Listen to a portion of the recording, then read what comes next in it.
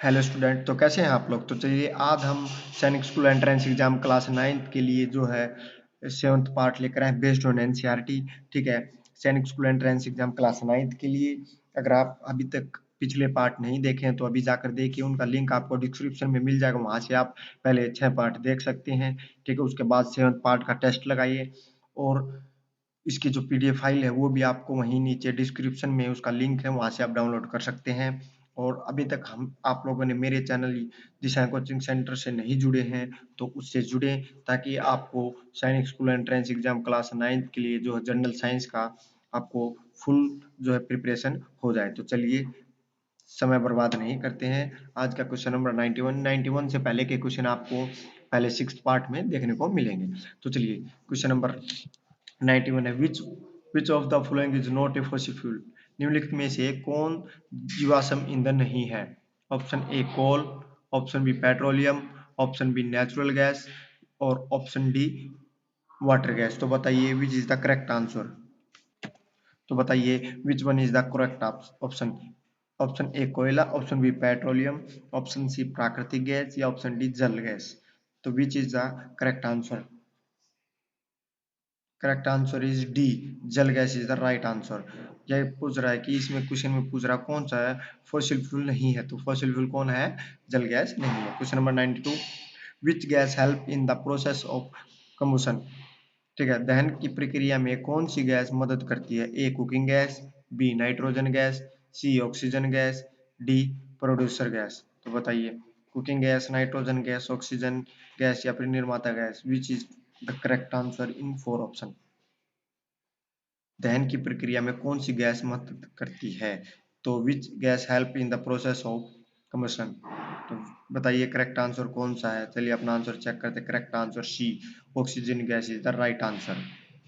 Question number 33, the amount of heat energy produce on complete combustion of 1 kg of a fuel is called. ईंधन के 1 kilo के पूर्ण दहन पर उत्पन्न ऊष्मा ऊर्जा की मात्रा को क्या कहा जाता है। Option A calorific value, option B significant value, option C heat value, option D internal energy. तो बताइए कैलोरी मान या फिर महत्वपूर्ण मूल्य या तापमान या फिर ऑप्शन डी है आंतरिक ऊर्जा। तो बताइए इन चारों में से कौन सा जो है करेक्ट आंसर रहेगा। Correct answer A is the right answer, calorific value.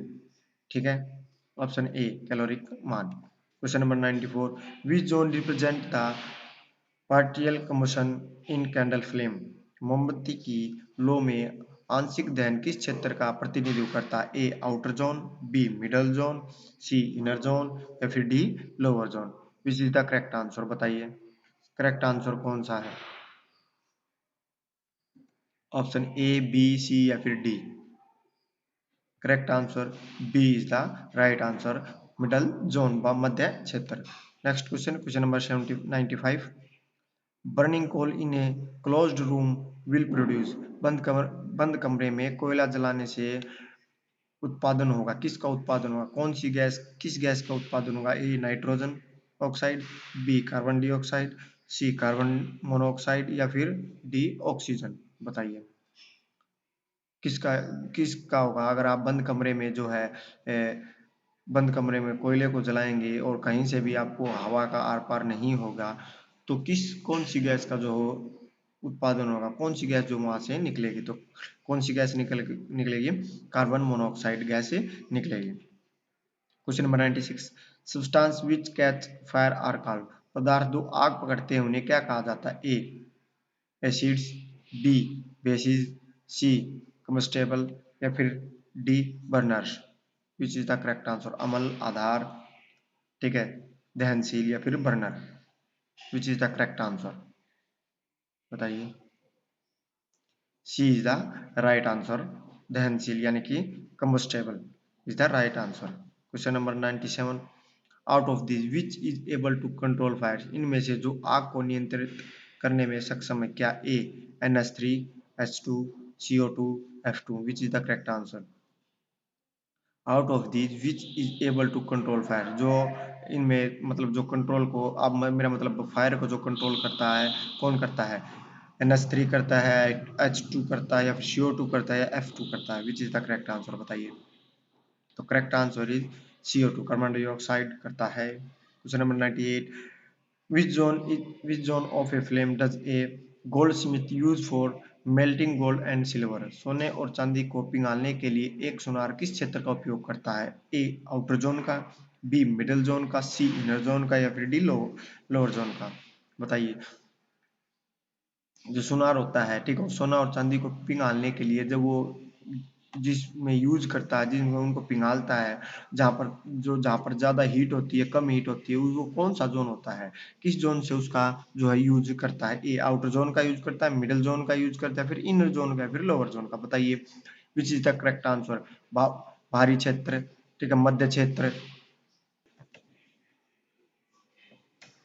तो बताइए which is the correct answer. Correct answer is a outer zone is the right answer, यानी कि बाहरी क्षेत्र। Question number 99, calorific value of a fuel is expressed in, एक ईंधन के calorie मान में व्यक्त किया जाता है। जो कैलोरीफिक की वैल्यू होती है, ठीक है, वो फ्यूल में किसकी जो है, किसकी एक्सप्रेशन, मतलब कि उसका मान क्या है, किस में व्यक्त करते हैं? A kilo joule per kilogram, option B kilo joule per gram, ठीक है, और ये किलोग्राम था और ये ग्राम है, ठीक है। Option C joule per milligram, या option D kilo joule per milligram? Which is the correct answer. ये जूल है, ये किलो जूल है, यहाँ किलोग्राम है तो यहाँ ग्राम है। Which is the correct answer. Correct answer A is the correct answer, kilo joule per kilogram is the right answer. Question number 100, which is non combustible substance, गैर दहनीय पदार्थ कौन सा? A wood, B paper, C iron nails, D straw. लकड़ी, paper, लोहे के नाखून, यानी कि बोल देते हैं आयरन नेल्स, और straw. Which is the correct answer, बताइए। गैर दहनशील पदार्थ कौन सा है? ए लकड़ी है, बी पेपर है, सी आयरन नेल्स है, या फिर डी स्ट्रा है? तो चलिए अपना आंसर जो चेक करते हैं क्या है। Correct answer C iron nails is the right answer. गैर दहनशील पदार्थ जो नॉन कम्बस्टेबल यहाँ पे पूछ रखा है, ठीक है, तो कौन सा आएगा? यही आएगा, C is the right answer.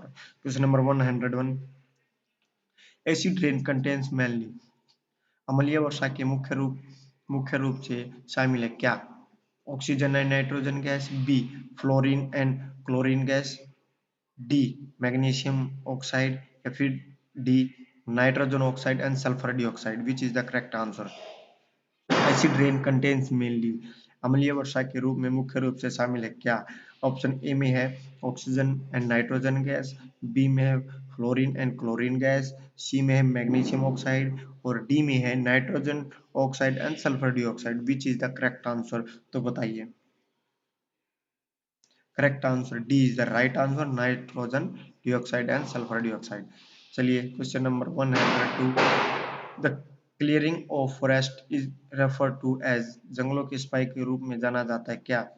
Reforestation, ठीक है, और डेजर्टिफिकेशन, ठीक है, डिफोर्टेशन, ये रिफोर्टेशन था, ये डिफोर्टेशन, या फिर सैनिटेशन? तो बताइए।